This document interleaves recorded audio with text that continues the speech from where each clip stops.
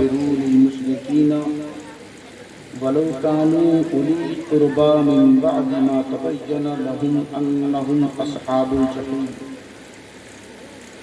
صدق الله مولانا العظيم وبلغنا رسوله النبي الأمين المكين الكريم ونحن على ذلك لمن الشاهدين والشاكرين والحمد لله رب العالمين إن الله وملائكته يصلون على النبي يا أيها الذين آمنوا صلوا عليه وسلموا تسليما اللهم صل على سيدنا شفيعنا حبيبنا مولانا محمد البارك وسلم صلوا عليه صلاة وسلاما عليك يا رسول الله صلى الله تعالى عليه وآله وسلم.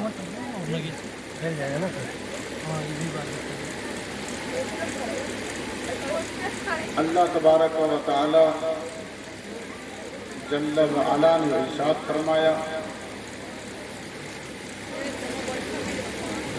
ما کان للنبی، نبی کی شان یہ نہیں ہے، والذین آمنوا، اور نبی کے غلاموں کی بھی یہ شان نہیں ہے.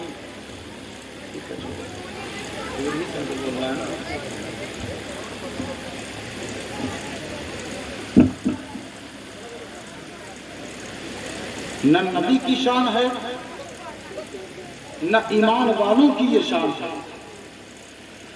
ان یستغفروا للمشرکین، کہ وہ مشرکوں کے لیے بخشش کی دعا کریں.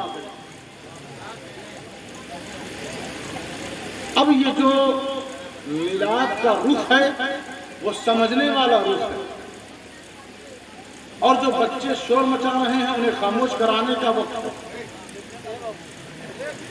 کیونکہ یہ محفل رسول ہے. بڑے لوگ تو جا کے کنارے کونے میں بیٹھ گئے، اب بچوں کو یہاں بٹھا دیا.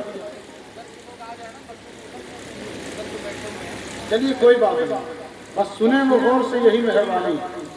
کہا ما کان للنبی والذین آمنوا ان یستغفروا للمشرکین ولو کانوا اولی قربی من بعد ما تبین لهم انہم اصحاب الجحیم. قرآن سننے کا بھی بہت ثواب ہے. یہ ایسی بات ہے کہ پڑھنا بھی ثواب، سننا بھی ثواب.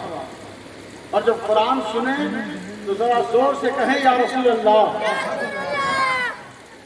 اللہ کی شان یہ نہیں ہے اور ان کے ماننے والوں کی بھی یہ شان نہیں ہے.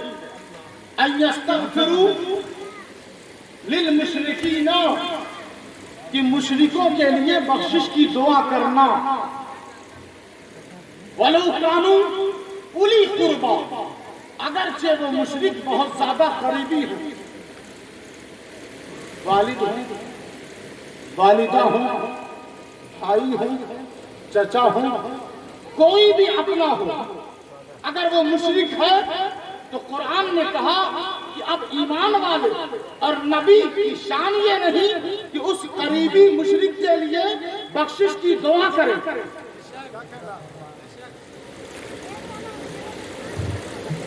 من بعد ما تبین لہم، لیکن سنی سنی باتوں پر شرک کا فتویٰ نہ لگاؤ جب تک کہ خوب اچھی طرح اس کا شرک ظاہر نہ ہو جائے. ہم پر ایک الزام ہے، الزام یہ ہے کہ ہم قبروں کی پوجا کرواتے ہیں. ارے نادان ظالم، اگر قبروں کی پوجا ہی کرنی ہوتی تو ہم یہاں نہیں مدینے میں جا کے کرتے.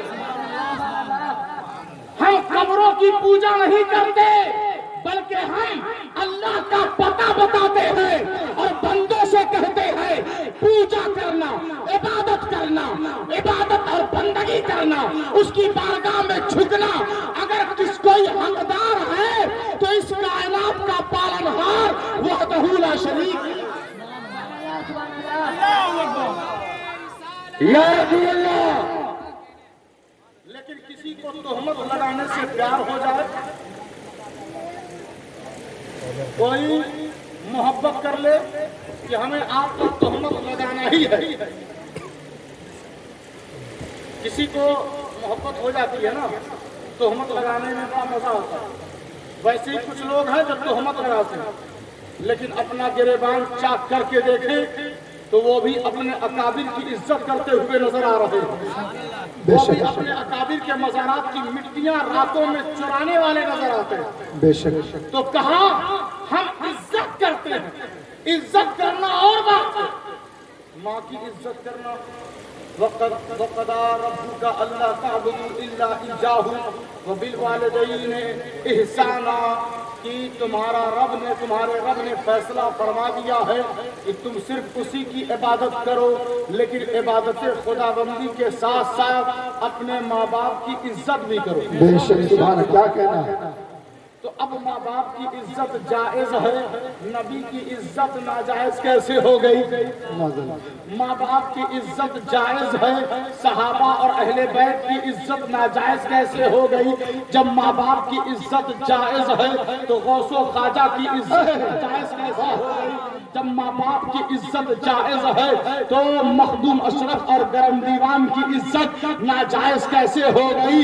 تو سنو، ماں باپ تمہیں آسمان سے زمین پر لانے کا ذریعہ ہوتے ہیں ضرور، لیکن یہ نبی، علی اور ولی زمین سے اللہ تک پہنچانے کا ذریعہ ہوتے ہیں. نعرہ تکبیر، نعرہ رسالت، علماء اہل سنت، نعرہ تکبیر. سبحان اللہ. سبحان اللہ. فرمایا ما کان للنبی کی، نبی کی شان یہ ہے ہی نہیں، والذین آمنوا، اور ایمان والوں کی بھی شان یہ نہیں. بے شک. کیا کہنا ہے. اپنے مشرک ہو جائیں تو ان کے لیے بخشش کی دعا کرنا، نبی نہ آپ ایسا کریں اور نہ آپ کے غلام کریں. کیا پتا چلا؟ اب اس آیت کو اگر الٹ کر دیکھا جائے، برعکس کر دیا جائے، پھیر دیا جائے، اس کے دوسرے معنی کو لیا جائے، تو پھر معنی نکل کر آئے گا کہ نبی اور ان کے غلاموں کی دعا اگر کام نہ آتی تو اللہ مشرکوں کے لیے دعا کرنے پر پابندی کیوں لگاتا؟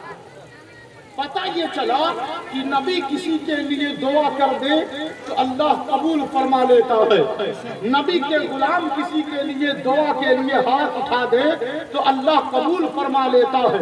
یہی وجہ ہے کہ ہم سب نبی کے غلام اور امتی اس چھت پر بیٹھ کر محفل میلاد قائم کر کے احسان ثواب کے نام پر، دعا اور استغفار کے نام پر یہاں جمع ہو کر ایک مرحوم کے لیے بخشش کے لیے حاضر ہوئے ہیں اور حاضر ہو کر بتا رہے ہیں پروردگارا، ہم کسی مشرک کے لیے دعا کرنے نہیں آئے بلکہ اس کے لیے دعا کرنے آئے ہیں جو کسی اور کا غلام نہیں، مدینے والے کا غلام.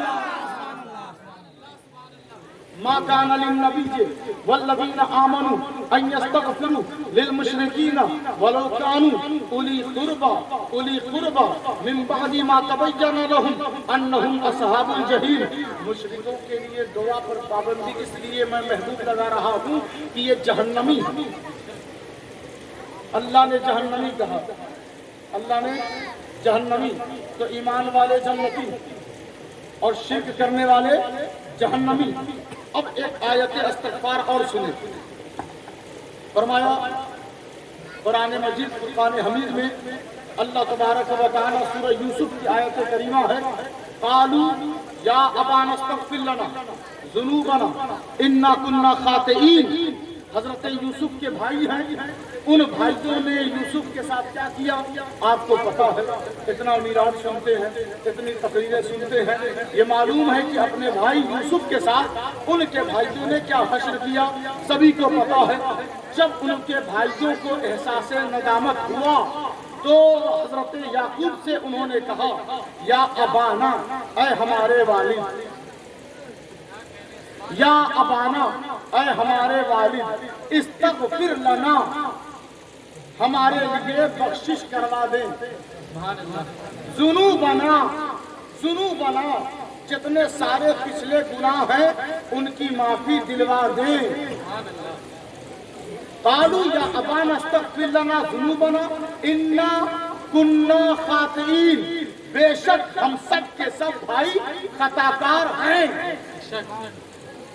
تو جب تم خطاکار ہو تو اللہ سے بخشش مانگو. بیچ میں اپنے والد کو کیوں لا رہے ہو اور کہتے ہو اپنے والد اپنے والد اپنے والد اور اپنے والد بزرگوار سے جو یعقوب ہے کہ ابا حضور آپ دعائے بخشش کروا دیں. خطا ہم نے کیا ہے, بخشش آپ کروا دیں, اللہ سے ہمارے لیے معافی دلوا دیں. میں سوچنے لگا جب بیٹے اپنے ابا کو وسیلہ بنا سکتے ہیں کیا کہہ رہے ہیں, سبحان اللہ. سورہ یوسف میں قرآن میں آج بھی 2021 میں بھی یہ آیت موجود ہے. سبحان اللہ, سبحان اللہ. ابھی تک نکلی نہیں, موجود ہے. آئیں گے بہت نکالنے والے, چلے جائیں گے, دنیا سے نکل جائیں گے اور جنت سے بھی نکل جائیں گے جو قرآن کی آیتوں کو نکالنا چاہیں گے, کیونکہ قرآن نے برملا اعلان کر دیا ہے اِنَّا نَحْنُ نَزَّلْنَا الذِّكْرَ وَإِنَّا لَهُ لَحَافِظُونَ. کوئی اور اسے ختم کر ہی نہیں سکتا. اتارنے والا بھی میں, بچانے والا بھی میں. سبحان اللہ, سبحان اللہ. اتارنے والا بھی میں, بچانے والا بھی میں. اب آپ دیکھیں کوئی کتاب آپ کے سامنے آئے چھپی ہوئی تو اس پہ مصنف کا نام لکھا رہتا ہے, پریس کا نام لکھا رہتا ہے.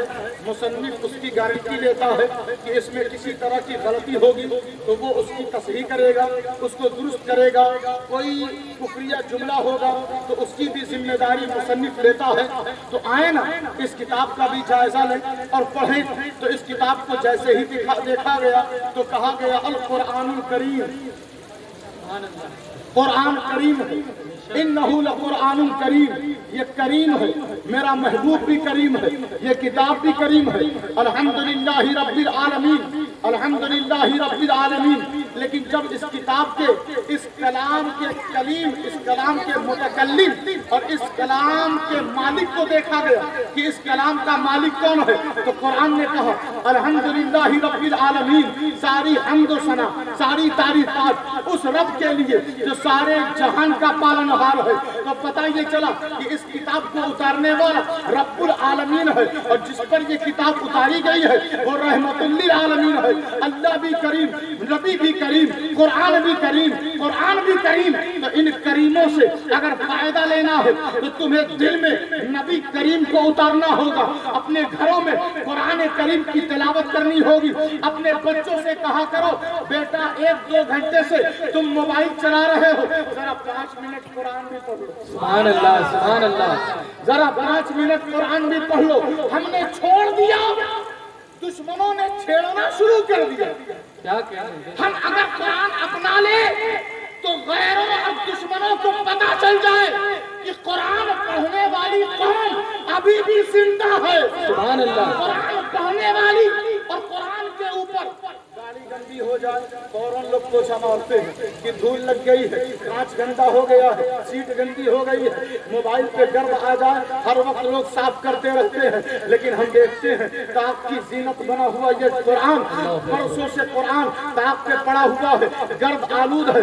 رمضان آتا ہے تو لوگ قرآن اٹھاتے ہیں اور جھاڑتے ہیں. کیا تمہیں پتا ہے کہ اس بیچ قرآن پر کیا بیت رہی تھی؟ وہ کلام تمہیں کتنی بد دعائیں دے رہا تھا.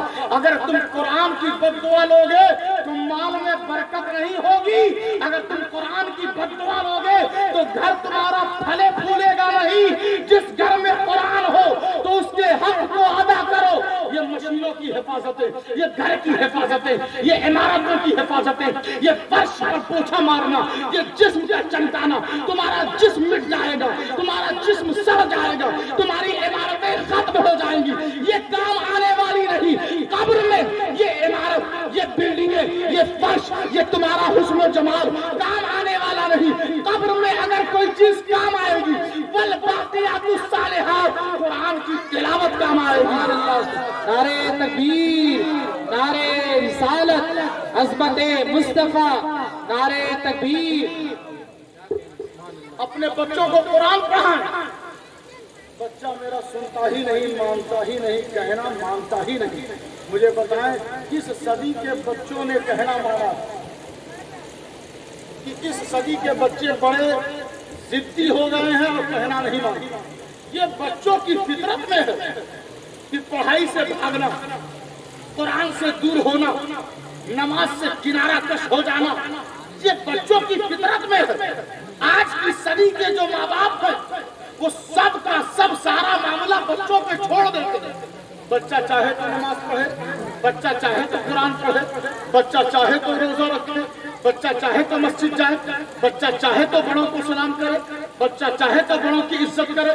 ये बच्चों की चाहत पर न छोड़े, बल्कि बच्चों को इस तरफ ले आए कि तुम्हें अपनी चाहत पर नहीं चलना है, बल्कि कुरान की चाहत पे चलना है। तुम्हें अपनी मर्जी पर नहीं चलना है, बल्कि अल्लाह के बताए हुए दस्तूर और नबी के इरशादात पर चलना है। अरे जायजा लो, मुहासबा करो, तारीख पढ़ो तो तुम्हें पता चलेगा।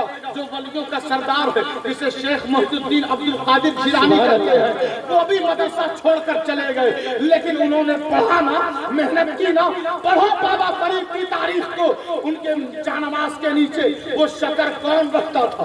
सुभान अल्लाह, सुभान अल्लाह। जानमाज के नीचे शक्कर कौन रखता था? क्या वो खुद बचपने में खुद से रखते थे? नहीं ना, माँ रखती थी। क्या कह रहे हैं, सुभान अल्लाह। माँ रखती थी। आज के दौर में क्या है बेटा, अगर तुम जल्दी सो जाओगे ना तो मैं तुम्हें चॉकलेट दूं। बेटा, अगर तुम स्कूल चले जाओगे ना, वो स्कूल जहाँ सिर्फ बेगैरती पढ़ाई जा रही है, इस्लाम की तारीख और इस्लाम के तक़द्दुस और तहारुत को पामाल किया जा रहा है, सिर्फ लूट मार का अड्डा बना हुआ है, वहाँ चले जाओगे ना बेटा तो मैं तुम्हारे लिए बेहतरीन गिफ्ट का इंतजाम करूँगा। अगर ये माएँ बेहतर होती ना बाबा फरीद की माँ की तरफ, सुभान अल्लाह, सुभान अल्लाह। कहती बेटा नमाज पढ़ोगे तो मैं तुम्हें पैसा दूंगी, बेटा नमाज पढ़ोगे ना मैं तुम्हें चॉकलेट दूंगी, बेटा तुम कुरान पढ़ोगे ना तो मैं तुम्हें चिप्स दूंगी। मैं तो कहता हूँ कि आप मार्केट से कोई भी सामान लाएं, अपने बच्चे को दें और कहा करें बेटा ये लो, तुम्हें नबी ने दिया। सुभान अल्लाह, सुभान अल्लाह। जब बचपने से बच्चा सुनता जाएगा, जब बड़ा होगा ना तो कहेगा मेरे नबी ने मुझे किसी मोड़ पर तन्हा नहीं छोड़ा। जब मैं छोटा सा था, कॉन्वेंट जाता था, उस वक्त भी मेरा नबी मेरे साथ था। जब मैं बड़ा हुआ औबाश और गंदे दोस्तों से जब मेरा पाला पड़ता था, उस वक्त भी नबी मेरा साथ था। जब मैं बाजार से गुजरता था, मेरी निगाहें इधर उधर भटकती थी, उस वक्त भी मेरा नबी मेरी रहनुमाई फरमाता था। जैसे ही ख्याल नबी आता था मैं नजरें नीची कर लिया करता था। जब मेरा पाला बेईमान और गुस्ताखे नबी से पड़ा, मैं इधर उधर गया, बहुत दोस्तों से मुलाकात हुई, उस वक्त भी मेरा नबी मेरे साथ था। तो जब तुम परवरिश अपने बच्चों की इस ख्याल और नजरिए से कर दोगे तो मरते दम तक वो इसी दम का दम भरता रहेगा कि मेरे रेशे रेशे में, मेरी सुबह शाम में, मेरे लैलो नहार में, हर साथ हर घड़ी में नबी मेरे साथ था। और जब मैं आज कब्र में जा रहा हूँ तो यहाँ भी मेरा नबी मेरे साथ हो। सुभान अल्लाह, सुभान अल्लाह। तो नबी साथ छोड़ता कब है? छोड़ा तो हमने, छोड़ा तो हमने, नबी ने कभी साथ छोड़ा ही नहीं। पर्दे में तो हमारी नजर चली गई, नबी पर्दे में नहीं गया। जब हमारी नजरों पर गंदगी, गुनाह और स्याहकारी के गर्द गुबार और पर्दे पड़ गए तो नबी नजर आएगा कैसे? वो शिकायत रहती है ना चमगादड़ को, उल्लू को शिकायत रहती है ना कि खामखा लोग सूरज की तारीफ करते हैं, सूरज तो है ही नहीं। तो जब उसे नजर ही नहीं आता तो वो शिकायत तो करेगा ना। यही हाल आज के मुसलमानों का है। जब तुम्हारी नजर में वो नजर नहीं जो नजर चाहिए थी तो तुम्हें हुजूर नजर आएंगे कहाँ से? तो फरमाया कालू या अबाना अस्तगफिर लना जुनूबना इन्ना कुन्ना खातिईन। बेटों ने कहा अपने वालिद से हमारे लिए बख्शिश करवा दें। यही वजह है एक बाप अपने बेटों की बख्शिश करवा सकता है, और बाप भी कोई मामूली नहीं, अल्लाह का नबी है।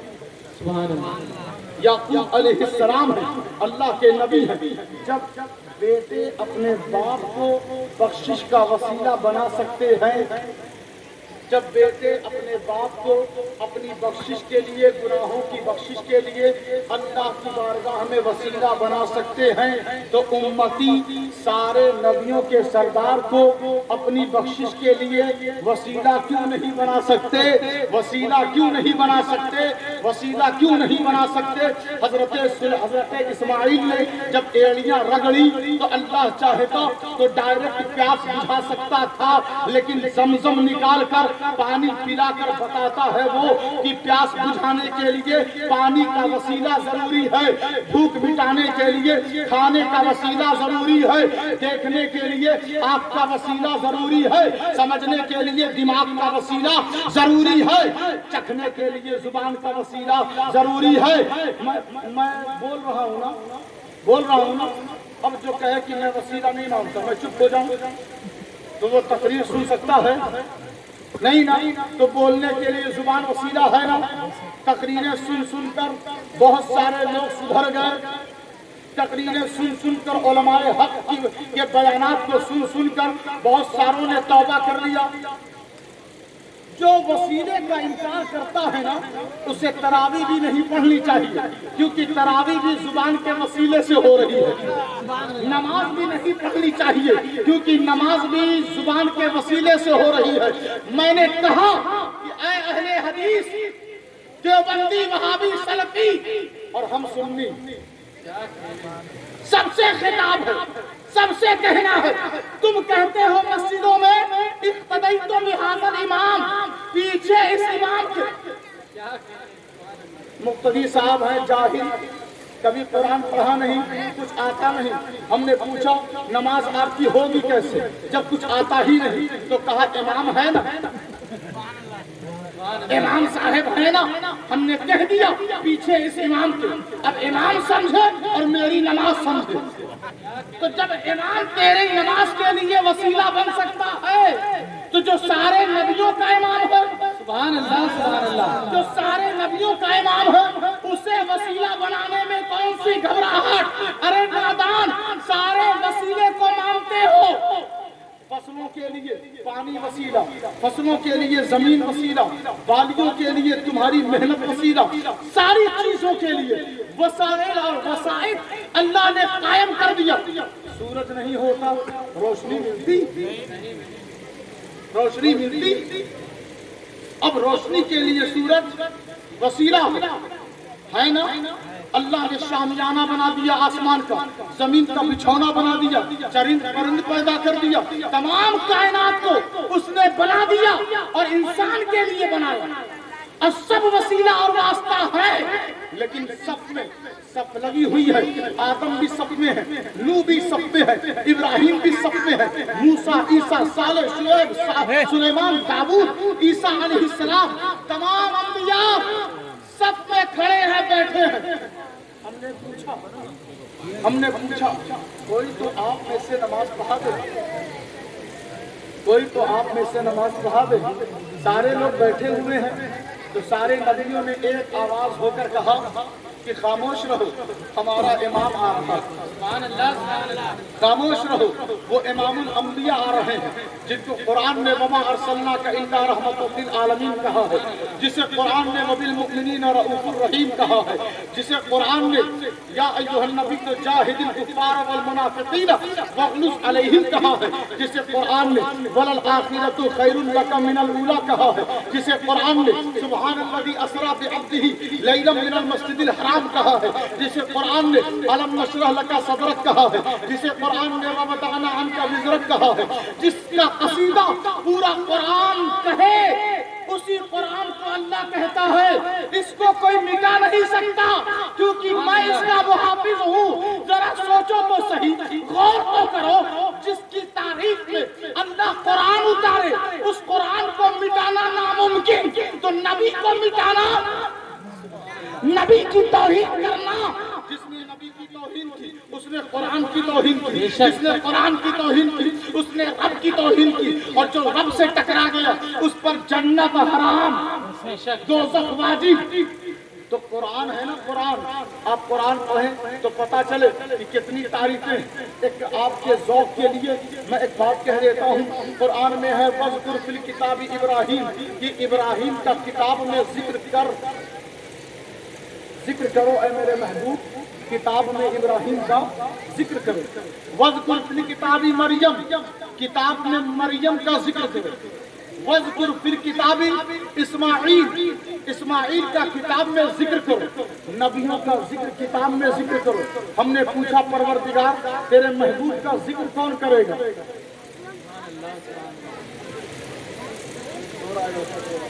نعرہ لگانے والا ہی سو رہا۔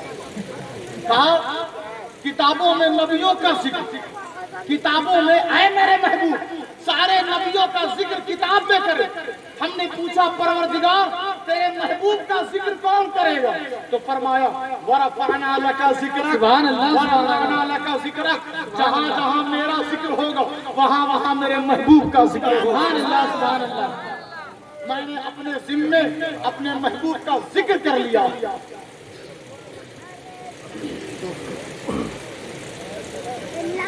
فرمایا وما كان الله ليعذبهم وانت فيهم وما كان الله معذبهم وهم يستغفرون، کہ اللہ کی شان یہ نہیں کہ انہیں عذاب دے،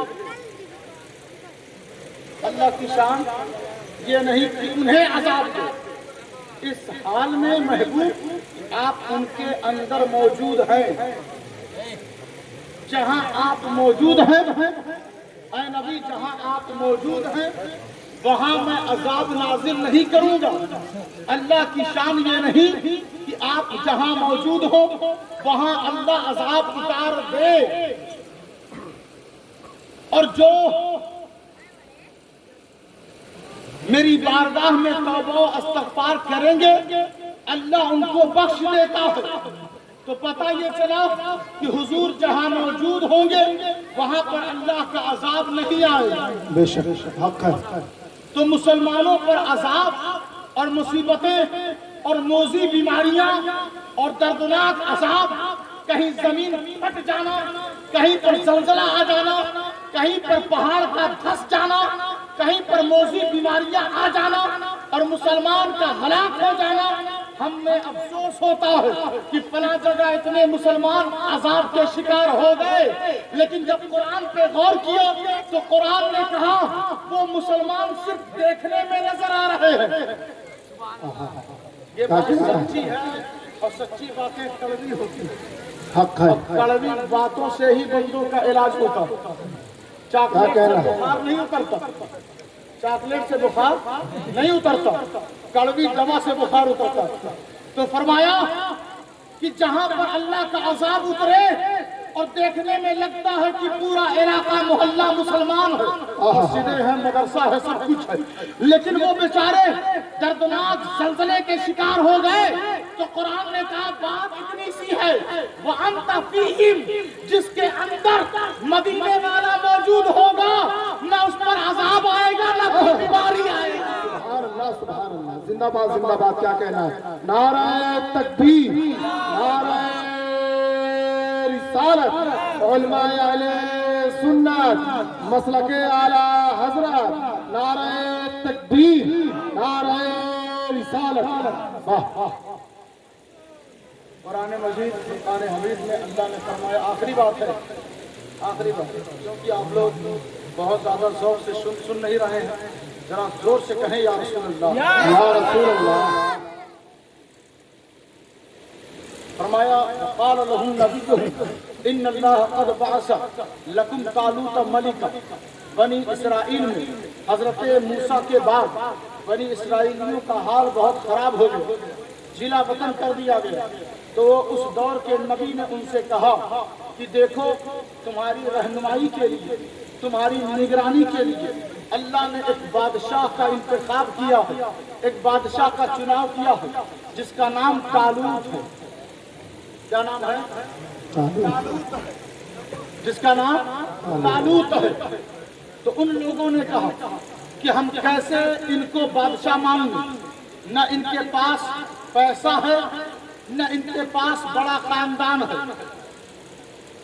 ان بنی اسرائیلیوں نے یہ بات کہہ کر ہماری ہدایت کی کہ اپنا لیڈر چنو تو ان دونوں چیزوں کو شرط نہ بنایا کرو کہ پیسہ ہونا چاہیے اور بڑا خاندان ہونا چاہیے. اللہ نے کہا وَزَادَهُ بَسْطَةً فِي الْعِلْمِ وَالْجِسْمِ کہ طالوت کے پاس علم ہے، طالوت کے پاس علم ہے اور ساتھ ہی ساتھ انصاف کرنے والی طاقت ہے. جس کے پاس انصاف کرنے کی طاقت ہو اور علم خدا ہو، علم رسول ہو، وہی لیڈر بنتا ہے.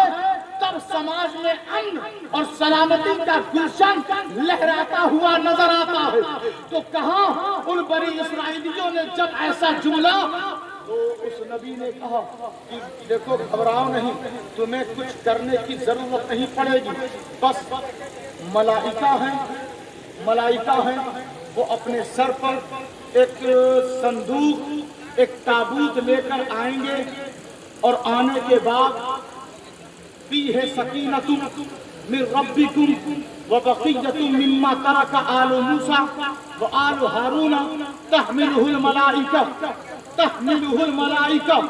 کہ اس صندوق میں، اس باکس میں، اس صندوق میں ہے صندوق چھوٹا سا. اللہ کہہ رہا ہے تحملہ الملائکہ، ملک نہیں، ملائکہ، فرشتہ نہیں، فرشتے. سبحان اللہ. صندوق چھوٹا سا تو ایک فرشتہ اٹھا سکتا ہے، پھر اتنے زیادہ ملائکہ اور فرشتوں کی ضرورت کیوں؟ تو اللہ نے کہا فیہ سکینۃ من ربکم، تمہارے رب کی طرف سے اس صندوق میں سکون ہے. آج ہم سکون تلاش کر رہے ہیں لیکن سکون مل نہیں رہا. اللہ نے کہا وہ صندوق ذرا سا ہے، چھوٹا سا ہے، لیکن اس کو اٹھانے کے لیے ملائکہ آ رہے ہیں. ان کے سروں پر نوری مخلوق ہے، ان کے سروں پر وہ صندوق ہے، لے کر آ رہے ہیں. تمہیں تلوار کی ضرورت نہیں، تمہیں محنت کرنے کی ضرورت نہیں، بس وہ صندوق رکھ کر دعا کر لینا، اس صندوق کے واسطے سے تمہیں جیت مل جائے گی. سبحان اللہ. کیا کہنا واسطے ہی سے تو ہمارا جھگڑا ہو گیا، تو ہمیں جیت ملے گی کہاں سے؟ تو کہا تحملہ الملائکہ، اس صندوق کو فرشتے اٹھا کر لا رہے ہیں. سورہ بقرہ اپنے محبوب ترجمہ قرآن کو جا کر پڑھ لینا. کوئی بھی ایسا نہیں جو اس آیت کے ترجمہ کیے بغیر گزر جائے آگے، چاہے جس مسلک کا وہ ترجمہ کرنے والا ہو. پڑھو جہاں سورہ بقرہ میں آج بھی اللہ نے ذکر رکھا ہے اور قیامت تک رہے گا، کوئی نکال نہیں سکتا. دیکھا بنی اسرائیلی کھڑے ہیں، طالوت کھڑے ہیں اور سامنے سے فرشتے صندوق لے کر آ رہے ہیں. رکھ دیا سامنے، طالوت کھڑے ہیں سامنے، صندوق رکھ دیا گیا. حضرت طالوت نے کہا صندوق کو کھولا جائے. صندوق کو جب کھولا گیا تو دیکھا گیا کہ اس صندوق کے اندر جو اللہ نے کہا تھا من ربکم، یہ صندوق تمہارے رب کی جانب سے ہے. سبحان اللہ. سبحان اللہ. یہ صندوق تمہارے رب کی جانب سے ہے. ہم دیکھتے ہیں شادیوں میں کہ جو صندوق نا لڑکی کے سسرال سے آتا ہے اس کو بڑی عزت سے لا کر لوگ اسٹیج پر رکھ دیتے ہیں. کبھی اس مقدس اور تبرکاتی صندوق کے بارے میں بھی خیال رکھا کریں. سارے مسلک کے لوگ ایسے صندوق اور اٹیچی کی عزت کرتے ہیں جس میں مال رکھا ہو، جس میں پیسہ رکھا ہو، جس میں سونا رکھا ہو. ارے سونے والا صندوق یہ زیادہ دیر رہنے والا نہیں، مگر جس میں سکون ہے، جس میں برکت ہے اور جو اللہ کی طرف سے ہے.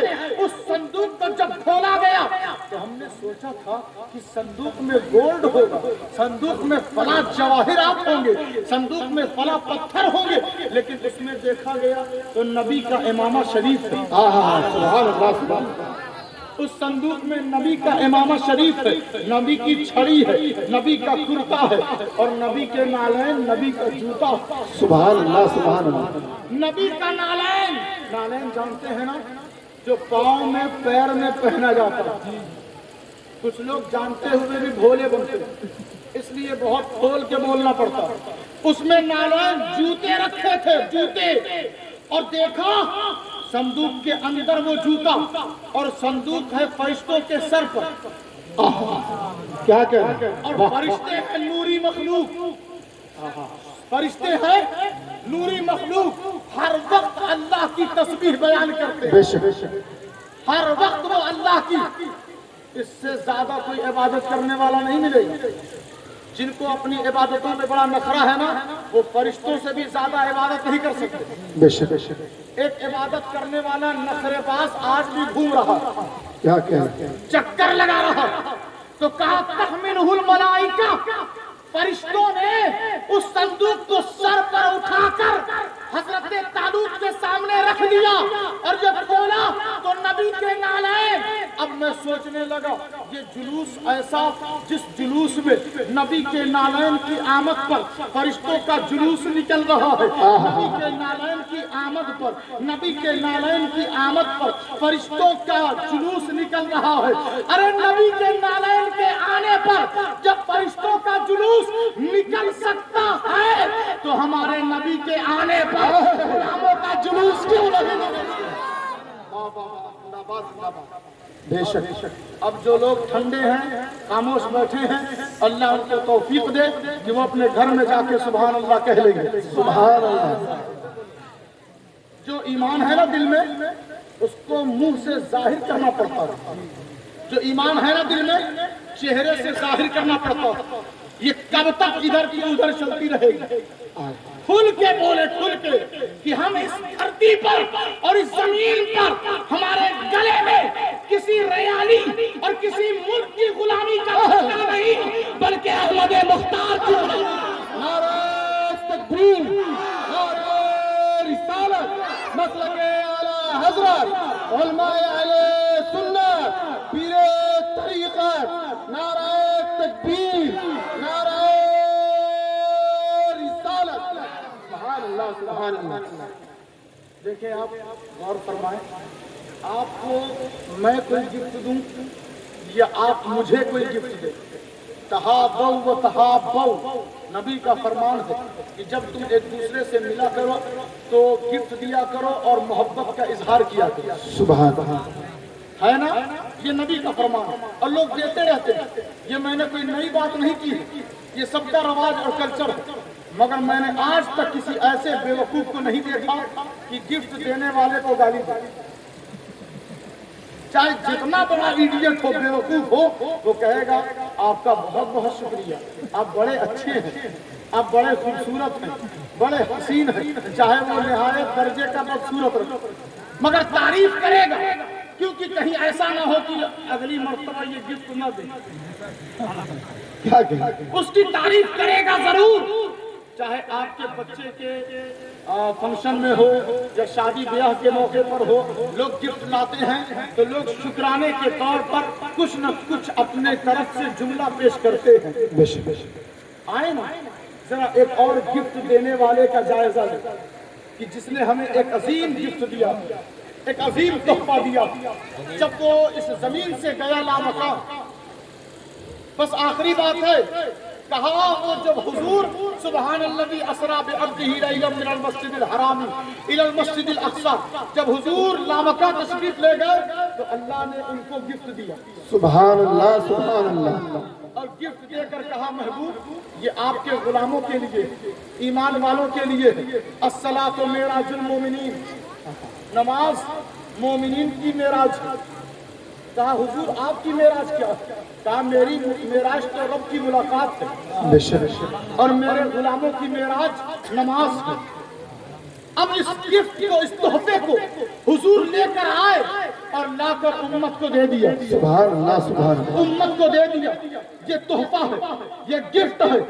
मस्जिदों में इस पर अमल करने वालों, नमाज पढ़ने वालों, कयाम करने वालों कभी सोचा है?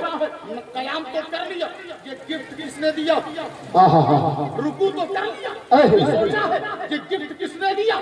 सजदा तो कर लिया, कभी सोचा है ये गिफ्ट किसने दिया? सलाम तो फेर दिया, सोचा ये गिफ्ट किसने दिया है, वजू तो कर लिया, सोचा ये गिफ्ट किसने दिया है, मस्जिद तो बना ली खूबसूरत, सोचा मस्जिद में जो नमाज अदा की जाएगी ये नमाज गिफ्ट किसने दिया है। हमने तो ऐसा नहीं देखा कि गिफ्ट देने वालों को कहा जाए कि तेरी औकात क्या है, तू तो मेरी तरह मामूली बंदा। कभी देखा है कि गिफ्ट देने वालों को कहा जाए कि तेरा इल्म तो कुछ नहीं है, तुझसे ज्यादा तो गधे खच्चर और शैतान का इल्म है। अरे तौहीन करने वालों, मामूली गिफ्ट देने वाले की तुम इज्जत कर रहे हो, और उसकी इज्जत कब करोगे जिसकी नमाज, जिसके दिए हुए तोहफे से, जिसके दिए हुए गिफ्ट से हमारी मस्जिदें चमक रही है, हमारी पेशानियां चमक रही है, हमारे चेहरों पर ईमान की किरणें छट छट कर निकल रही है, हमारे घरों में जो ईमान की बरकतें नाजिल हो रही है, इसी नमाज की बरकत है। दोस्तों, जब नमाज की बरकत का जायजा लिया तो कभी हमें अली की सूरत नजर आती है, कभी हुसैन की सूरत नजर आती है, कभी गौसे आजम की सूरत नजर आती है, कभी गरीब नवाज की सूरत नजर आती है, कभी मखदूम सिमना की सूरत नजर आती है, कभी शेख अलाउल हक बंदवी की सूरत नजर आती है, कभी काम दीवान की सूरत नजर आती है, कभी इमाम अहले सुन्नत फाजिले बरेलवी की सूरत नजर आती है। हम जो अजमेर जाते हैं उसी लिए हुए गिफ्ट के वफादार की बारगाह में जाते हैं।